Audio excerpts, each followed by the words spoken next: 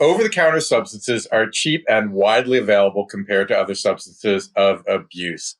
Some teens view them as safe or non-addictive because they are legally and readily available.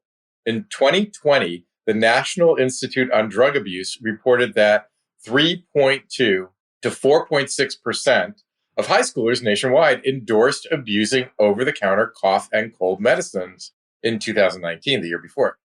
In this podcast, Mara and I will discuss some commonly abused substances that are legally available for purchase.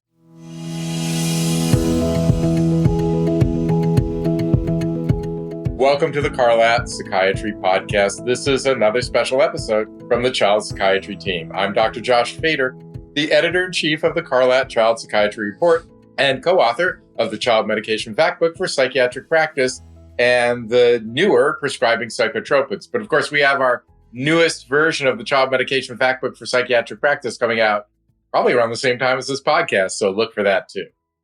And I'm Mara Goverman, a licensed clinical social worker in Southern California with a private practice.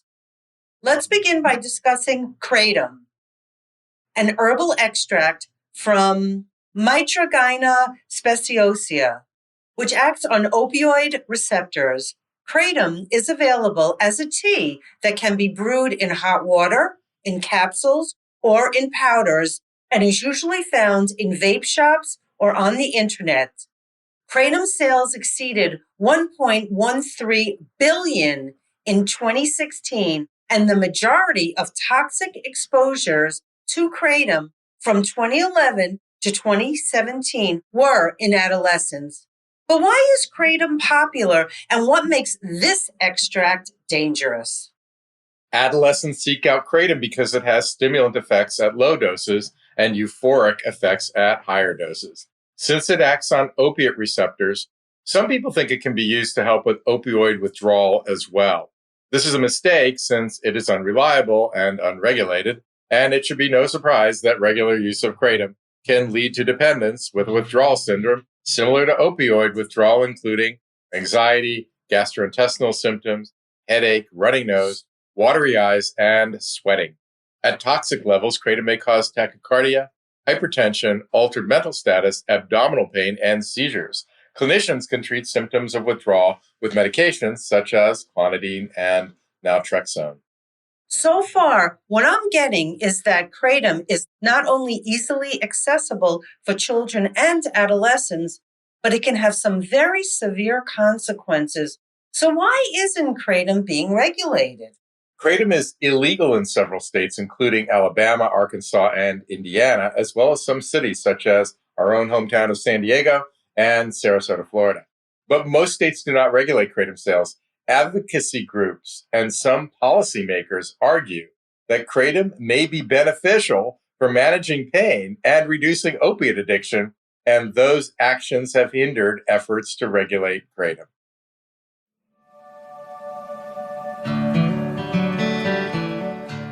Talking about Kratom makes me think about Dextromethorphan, the active ingredient in hundreds of over-the-counter cough and cold products, including Coracidin, HBP, Robitussin, DM, and Delsum. Similar to Kratom, adolescents abuse this drug for its euphoric and stimulant effects. However, unlike Kratom, Dextromethorphan contains dissociative effects, which adds to its desirable properties. Yes, Dextromethorphan, the medication that is now combined with bupropion to make a newly approved, purportedly fast-acting antidepressant. Dr. Feder, at what dose does Dextromethorphan induce stimulant-like and dissociative effects? Before I answer that, it's kind of important to know that cytochrome CYP2D6 metabolizes dextromethorphan with a half-life of 2 to 4 hours, and its psychoactive properties are based on dosing. So in most adults, it works as a cough suppressant in doses from 15 to 30 milligrams, and that's what you'll see on the packaging. But dextromethorphan has a stimulant effect at 100 to 200 milligrams, and doses of 200 or above produce intoxication. with slurred speech, hallucinations, and impaired memory. What are the dangers of dextromethorphan? Well, depending on the dose, dextromethorphan toxicity can cause a variety of symptoms from milder nuisances like flushed skin and tachycardia to severe symptoms such as hallucinations, ataxic gait, and agitation. Chronic use of dextromethorphan is associated with psychosis and cognitive impairment. What are the common withdrawal symptoms of dextromethorphan, and are they life-threatening? That's a really good question. A chronic user who stops using dextromethorphan is likely to have a lot of discomfort. However, the withdrawal is not life-threatening. Withdrawal symptoms include restlessness, insomnia, muscle aches, dysphoria, and intense cravings. The other thing to remember is that dextromethorphan will increase serotonin levels. So if you have a patient on a medication that affects serotonin levels, you will want to ask specifically about dextromethorphan abuse to minimize the risk of serotonin syndrome. And even for people who, want to use dextromethorphan clinically, you want to be watching for serotonergic type side effects. But there is some good news. The efforts to curb adolescent abuse of dextromethorphan in the United States began in 2021. Now, 21 state governments have prohibited the sales of dextromethorphan to those under 18 years old.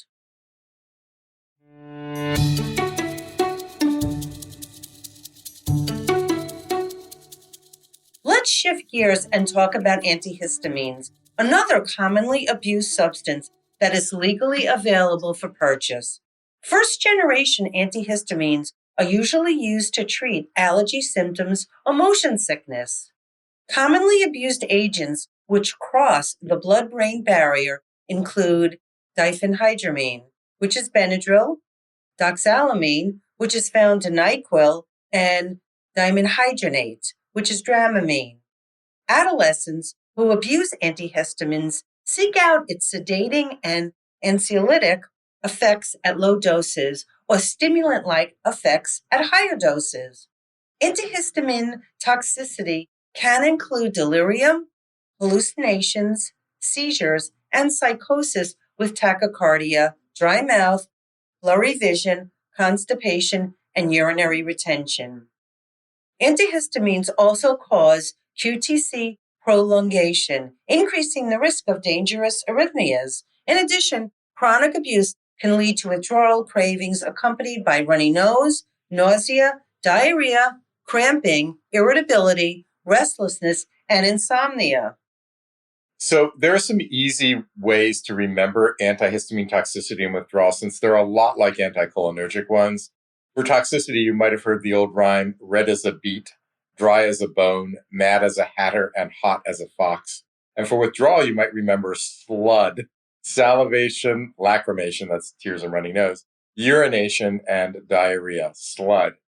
The more recent thing that comes to mind when I think about antihistamines is the 2020 Benadryl Challenge, which dared people to ingest large amounts of diphenhydramine and post their responses on the TikTok social media platform.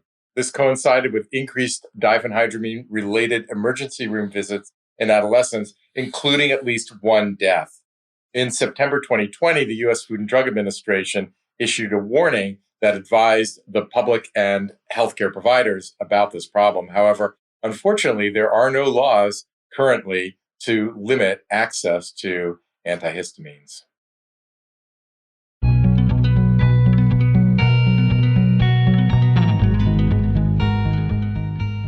Pseudoephedrine is used as a nasal decongestant and packaged with other drugs such as antihistamines, dextromethorphan, acetaminophen, or NSAIDs. Over-the-counter medications that contain pseudoephedrine include brands such as Sudafed, Comtrex, Dristin, and Entex. Pseudoephedrine is available in dose ranges from 15 to 60 milligrams for immediate release and 120 to 240 milligrams for extended release.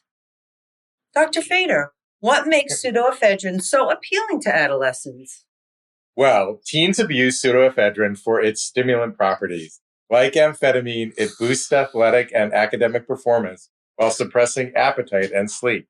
However, like all the substances we discussed today, its toxic effects can be severe.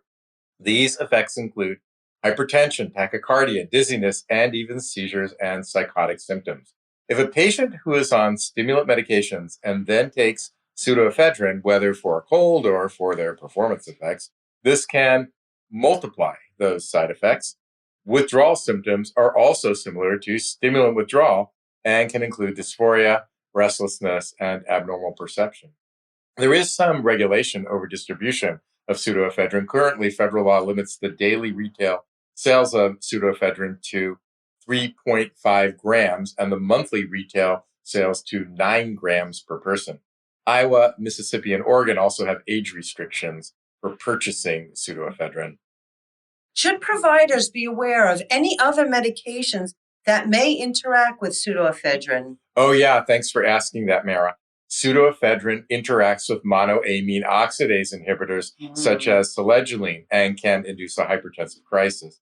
Make sure to counsel all your patients on MAOIs about the risks of hypertensive crisis and its specific potential interaction with pseudoephedrine.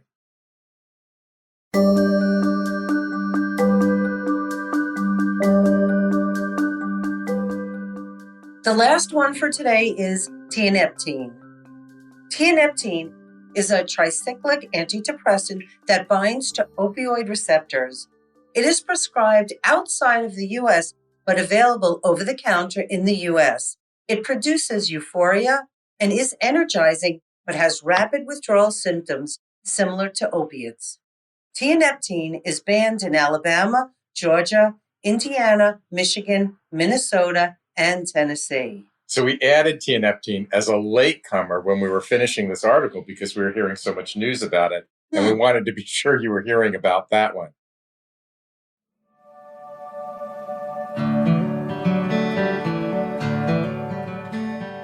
We want to go over a number of key points that clinicians should be aware of when discussing substance use with patients and families. First of all, make sure to review slang terms for substances, but don't count on precision. For example, some kids call pseudoephedrine meth, and these days, perhaps even more important is the fact that any street drug might include a deadly dose of fentanyl. You can refer to the table in the transcript to learn more about common slang terms for legal substances. Also, try to interview parents and adolescent patients separately. Ask patients about their use of legally available substances and ask patients and families about substance use in peers and their ability to access substances both at home and in the community. Ask parents about unusual medicinal smells or empty medicine containers in the patient's room. Counsel families on safe storage techniques and monitoring substances in the home. For example, remind parents to keep medications in a locked storage area away from children and to regularly inventory all medications and safely dispose of medications that are expired or not being used. Many pharmacies and police stations have medication disposal receptacles. Do not throw them away into the trash, the toilet, or down the drain, as these impact community soil, water systems, and wildlife. So that covers some assessment and prevention, but you're probably wondering at this point, what about treatment? Unfortunately, there's not much data on how to treat people who misuse legal substances. So we recommend approaches similar to other substance use disorders like motivational interviewing to engage the patient in the process of reducing and stopping, and cognitive behavioral therapy to carefully pick apart, understand, and shift the thoughts, feelings, and behaviors to support healthier choices and happier days, free of both the escape into substance use and the withdrawal that reboots the vicious cycle.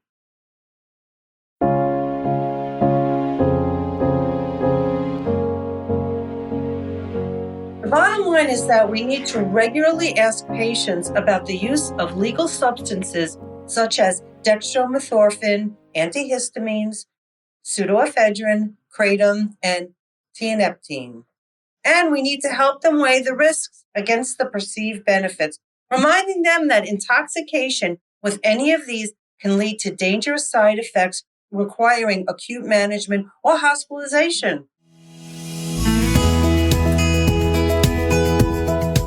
The newsletter Clinical Update is available for subscribers to read in the Carlat Child Psychiatry Report. Hopefully people will check it out. Subscribers get print issues in the mail and email notifications when new issues are available on the website. Subscriptions also come with full access to all the articles on the website and CME credits. And everything from Carlat Publishing is independently researched and produced. There's no funding from the pharmaceutical industry. Yes, the newsletters and books we produce depend entirely on reader support. There are no ads, and our authors don't receive industry funding. That helps us to bring you unbiased information that you can trust. And don't forget, you can now earn CME credits for listening to our podcast. Just click the link in the description to access the CME post-test for this episode. And as always, thanks for listening and have a great day.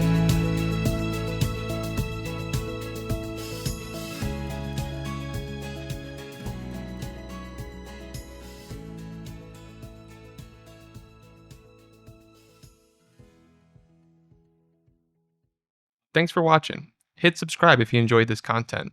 And to earn CMEs for listening, head on over to thecarlatreport.com/podcast.